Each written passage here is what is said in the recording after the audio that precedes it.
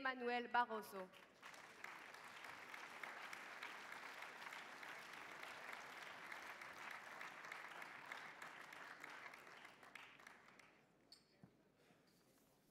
Cher Wilfred, Mesdames, Messieurs les chefs d'État et de gouvernement, chers amis du bureau politique, collègues du bureau politique du Parti populaire européen, Mesdames et Messieurs les parlementaires, chers amis.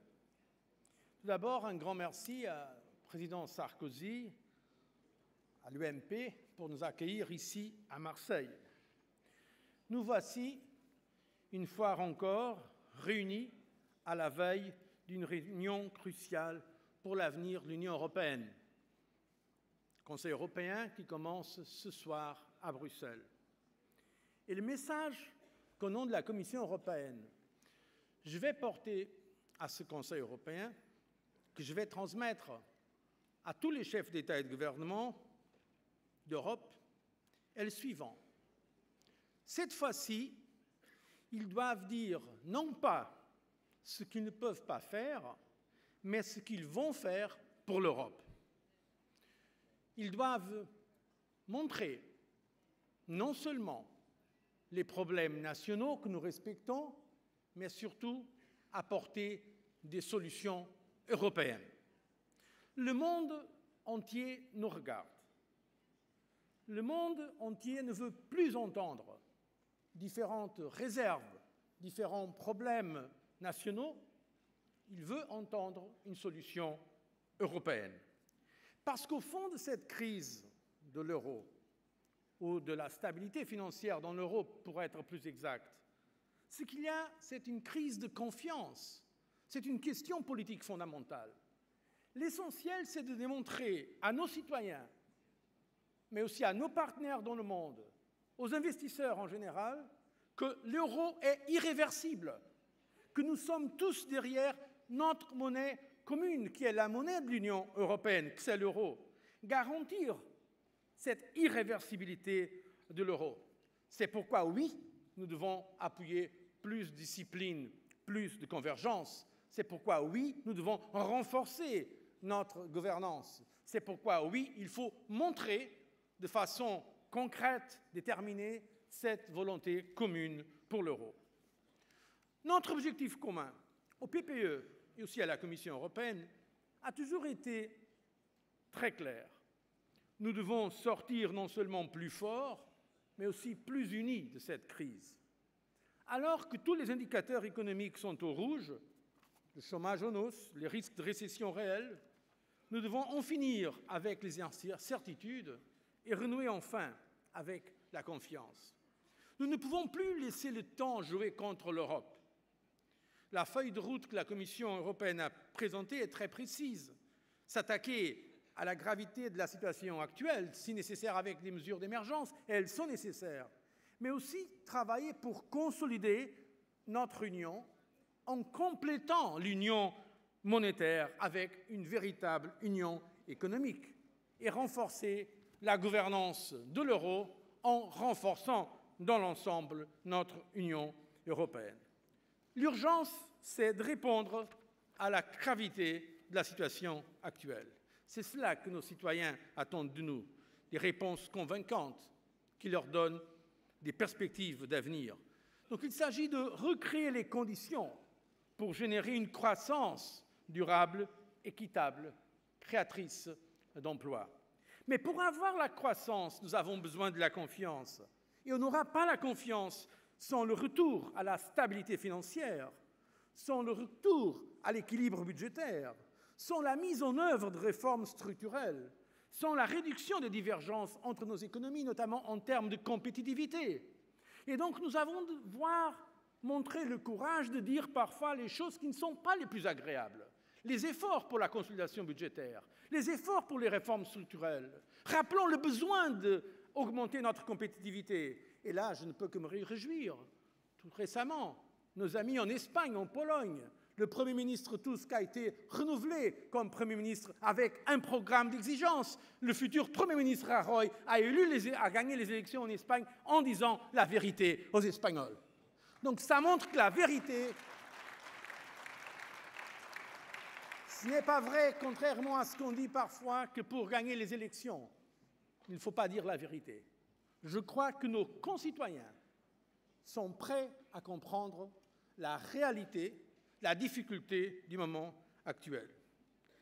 Nos États membres doivent donc appliquer à la lettre les engagements qu'ils ont pris pour assainir leurs finances publiques, tout en faisant, bien sûr, les bons choix pour renouer avec la croissance, notamment l'investissement intelligent dans les secteurs d'avenir comme l'éducation, la formation continue, l'innovation, la recherche, l'investissement dans les infrastructures qui peuvent garantir aussi l'espace européen.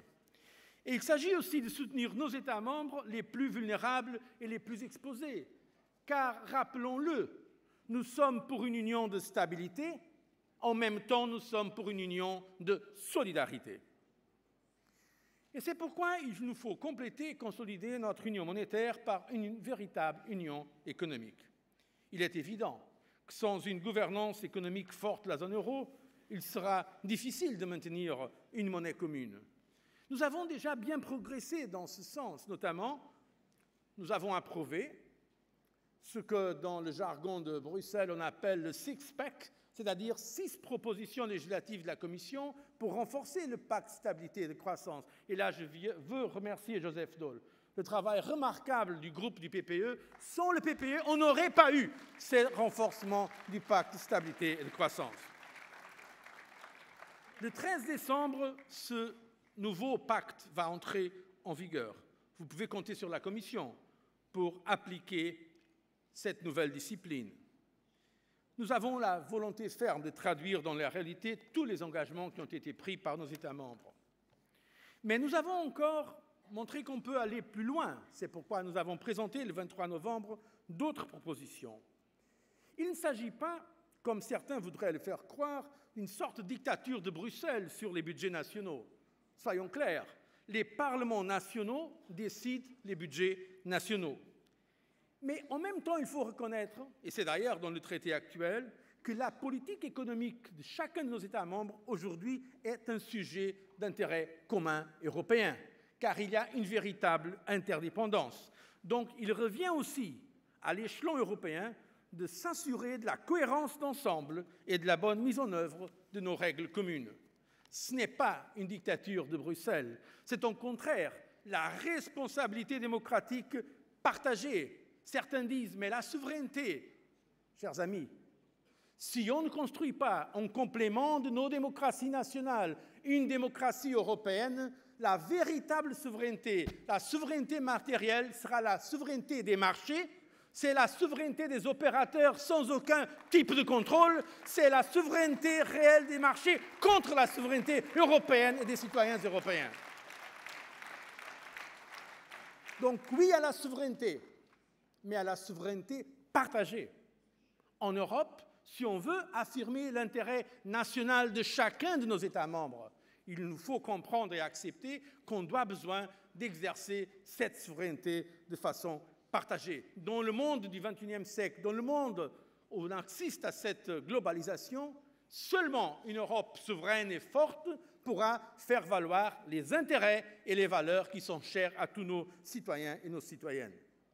C'est pourquoi il nous faut cette discipline. Mais soyons aussi clairs, une Union européenne qui ne reposerait que sur la discipline et la sanction ne serait pas viable. En tout cas, ce n'est pas l'Union que nous voulons faire vivre. Nous sommes pour l'Europe de la responsabilité, mais pour l'Europe de la solidarité aussi. Nous sommes pour la discipline, mais nous sommes pour la convergence. Nous sommes pour la stabilité, mais nous sommes pour la croissance. C'est aussi pourquoi nous voulons accélérer la mise en place du mécanisme permanent de stabilité qui est essentiel pour garantir l'avenir de la zone euro. Chers amis, tous ces objectifs sont interdépendants.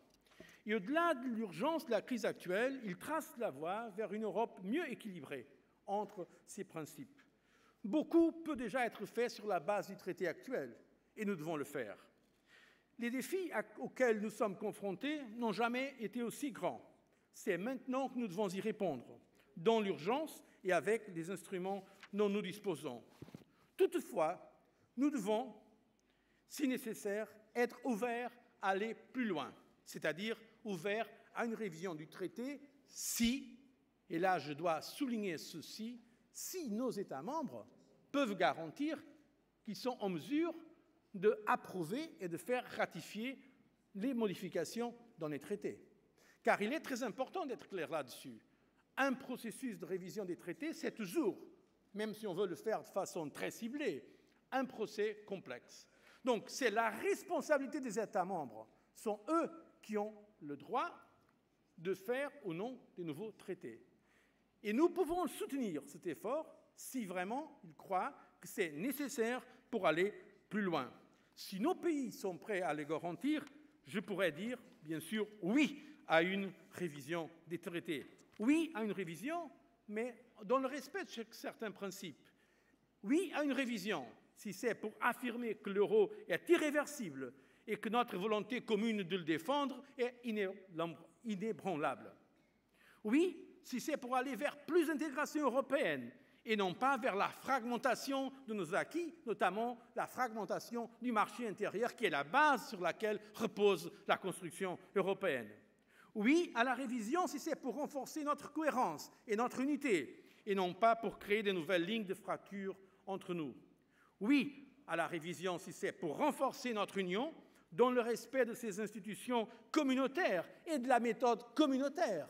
Les États membres ont créé une Commission européenne, une Banque centrale européenne, une Cour de justice et bien sûr un Parlement européen élu directement au suffrage universel.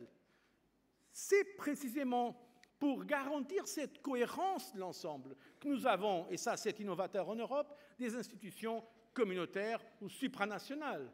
Donc ce que je dis, c'est qu'il faut faire ensemble, bien sûr sans aucun antagonisme, mais avec nos États qui sont tous démocratiques et avec nos instances supranationales, nos instances communautaires. C'est pourquoi il est essentiel de garantir dans une révision du traité le rôle de la Commission, de la Banque centrale européenne, de la Cour de justice et, il va de soi aussi, du Parlement européen. Une Europe plus forte, c'est une Europe qui a besoin des institutions plus fortes et pas une Europe qui divise les institutions et ses États membres.